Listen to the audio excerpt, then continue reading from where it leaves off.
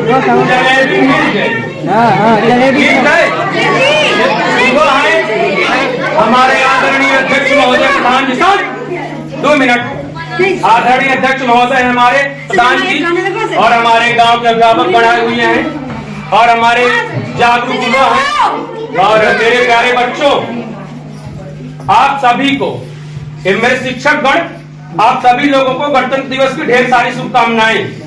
आपको हम इस तरह से भिजवा देते तो आपको पता नहीं चलता कि आज कौन सा दिन है, इसलिए मुझे आज कुछ कहने का अवसर मिला तो मैं कह रहा हूं, अपने आप को मैं सम्मानित महसूस कर रहा हूं। ओके, इसके बाद आज आपको मालूम होगा कौन सा दिन है। कौन सा दिन है? इसको और क्या कहते हैं? गणतंत्र दिवस क्यों कहते हैं? जनता का शासन। बताओ क्यों कहते हैं गणतंत्र दिवस?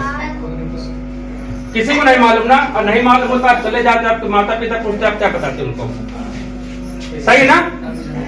इसलिए आपको पहले गणतंत्र दिवस के बारे में जानकारी पता होना चाहिए, इसके बाद आप घर जाइए, जलेबी तो मिलती रहेगी।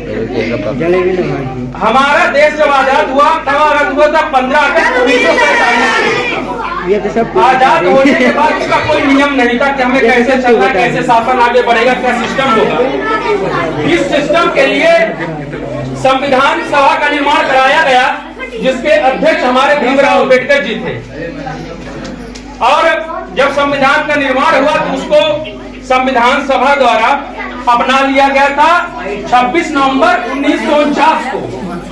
संविधान का निर्माण हुआ, संविधान को अपनाया गया 26 नवंबर 1949 को, लेकिन उस दिन को लागू नहीं किया गया, लागू किया गया इसको 26 जनवरी 1950 को।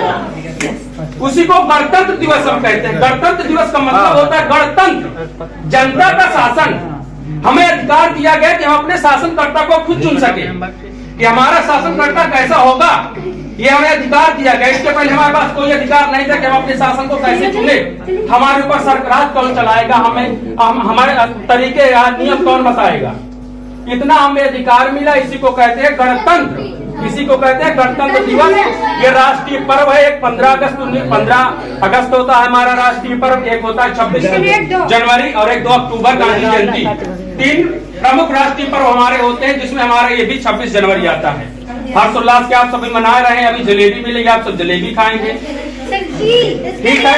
लेकिन इसके बाद से क्या होता है, जो हम कहेंगे वो सब उड़ जाएगा।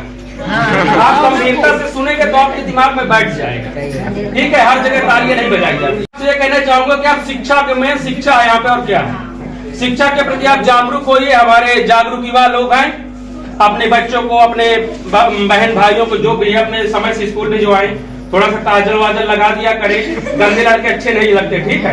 विद्यालय आप किसी कॉन्वेंट में पढ़ते होंगे तो आपके माता पिता कैसे सुसज्जित करके भिजवाते हैं। सब कर्तव्य, सब अधिकार, सब दायित्व अध्यापक का नहीं होता, आपका भी कुछ दायित्व होते हैं जो आपको नियमता करना पड़ेगा। हमारे अभिभावक लोग भी यहाँ हैं, ठीक है।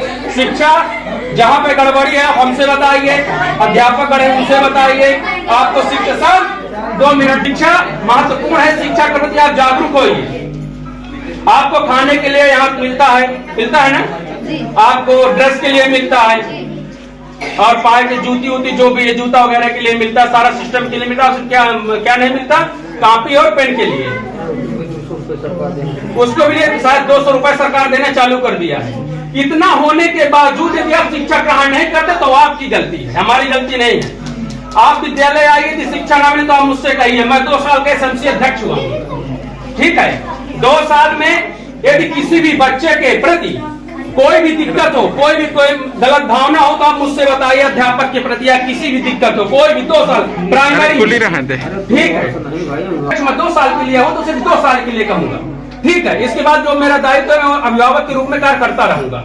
और यदि किसी की आर्थिक स्थिति बहुत ज्यादा ठीक है तो मैं आज एक बात कहना चाहूंगा कि मैं 2 साल किसी भी बच्चे प्राइमरी एजुकेशन शिक्षा के विषय में यदि आपको कॉपी पेन की जरूरत पड़ती है तो आप मुझसे बात करिए, मैं आपको उपलब्ध कराऊंगा। 2 साल जितने भी बच्चे हों, ठीक है, जितने भी बच्चे होंगे, किसी को भी कॉपी पेन की जरूरत है आप मुझसे बात करिए, मैं आपको दिलाऊंगा कॉपी पेन। किताबें मिलती है, बैग मिलता है, ड्रेस मिलता है, लेकिन कॉपी पेन जो आर्थिक स्थिति कमजोर है मैं उससे माता पिता से मिलूंगा। यदि दिक्कत होगी तो स्वयं मैं उसका खर्चा वहन करूंगा। ये मेरा आज वादा है आप लोगों से, ठीक है। इसके बाद मैं अभी अध्यापकों से कल परसों आऊंगा, इसके बाद रजिस्टर में सबका नामिनेशन देखूं कितना है।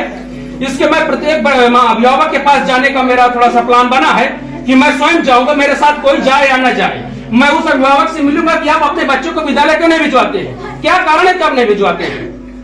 शिक्षा हम देंगे, हमसे आप बात करिए, आप कम से कम विद्यालय अपने बच्चे को तो भिजवाइए, क्यों नहीं भिजवाया जा रहा बच्चे को।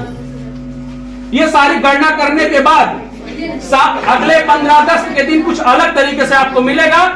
और आप लोग जलेबी खाइए, जो भी गलती हो माफ करना, लेकिन जो हो सकेगा 2 साल में संसद अध्यक्ष के रूप में अच्छा से अच्छा करने की कोशिश करूंगा।